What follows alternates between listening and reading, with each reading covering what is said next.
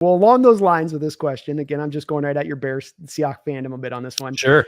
If the 85 Bears played the 2013 Seattle Seahawks, and I know it's 30 years ago with the Bears and all that, who wins the game if, without saying, well, the players are much less talented in the 80s and they're much more, yes, that goes without saying, of course. Let's call it kind of a level playing field as much as we could. Who do you think takes that game? That's really tough. Like, this is a really tough question because, again, this kind of goes back to, we were talking about Lawrence Taylor and some players that, younger NFL fans never got a chance to experience. They don't know what that was all about. And that's nothing against them. There are players like that for me out of the 50s, like that I never saw in the 60s. Like, I didn't have any experience with those guys, even at the end of their careers. Like, I didn't really start watching football until the early 80s. So, they're great players that I just don't have any experience with. You go back and watch the 85 Bears tape, even now. Yeah. They massacred people. Like, people were afraid to play them. They did not want to be on the field. You could tell by like week 10, people were like, I just want to get through this without getting broken in half.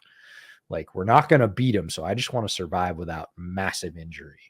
And they were so aggressive. Now, is that concept going to hold up? I'm going to say that the Bears had the better defense of those two teams. And I fully understand that the Hawks defense is one of the legendary defenses of the NFL. I watched that one live and in person, just like I did with the Bears defense.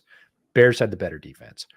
The Hawks, however, had better offense that year than the Bears had. Like, Bears had Walter Payton and some very fast receivers. Their quarterback play was not on the level that the Hawks had. So I don't know. Hawks have the edge on O. Bears have the edge on D. I don't know. Comes right down to it. Comes close then, is what you're saying. Yeah, neither team would have a clear ahead on this. Well, I mean, the Hawks they had a better O, but they would have a lot of trouble scoring. And the Bears offense, it was not great, but it had some great players. But again, the Seahawks defense, although it was not as good as the Bears, was one of the best ever in the NFL. So again, the Bears are not going to get easy scores either. It's going to be an extremely physical game.